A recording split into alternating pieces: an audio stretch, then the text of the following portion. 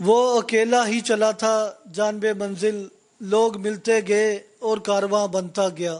اس وقت ہم مین ہار روڈ پر موجود ہیں، جہاں خدمت گروپ کے صدر بابر محمود کی قیادت میں 3 روزہ امدادی کیمپ برما کے مسلمانوں کے لیے لگایا گیا، جس کا آج دوسرا روز ہے۔ اور یہاں کیمپ میں ہم نے دیکھا کہ اسٹوڈنٹ، دکاندار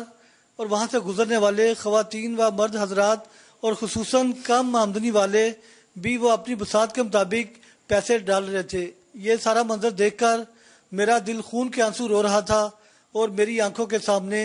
برمی مسلمان بچوں، خواتین، مرد اور بزرگوں کی وہ تصاویر جس میں بڑی بے دردی کے ساتھ انہیں قتل کیا جا رہا تھا،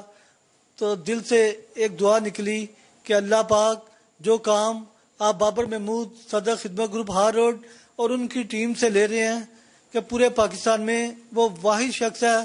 جب سے برما کے مظلوم نہتے مسلمانوں کو قتل ہونے کی خبریں سوشل میڈیا پر چلیں، تو بابر محمود نے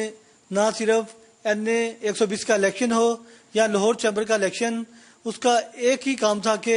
وہ لوگوں سے وہاں وعدے لے رہا تھا کہ خدا کے لیے برما کے مسلمانوں کے لیے آواز بلند کرو۔ میں نظام ٹی وی کی جانب سے لاہور کی تاجر برادری اور پورے پاکستان کی عوام سے اپیل کرتا ہوں کہ خدا کے لیے جس طرح سے بابر محمود اور ان کی ٹیم برما کے مظلوم مسلمانوں کے لیے فنڈ ریزنگ کر رہی ہے، آپ بھی پورے پاکستان سے پیسے اکٹھے کر کے ان مظلوموں کو بھجوائیں تاکہ وہ ان سے میڈیسن لے سکیں، کپڑے لے سکیں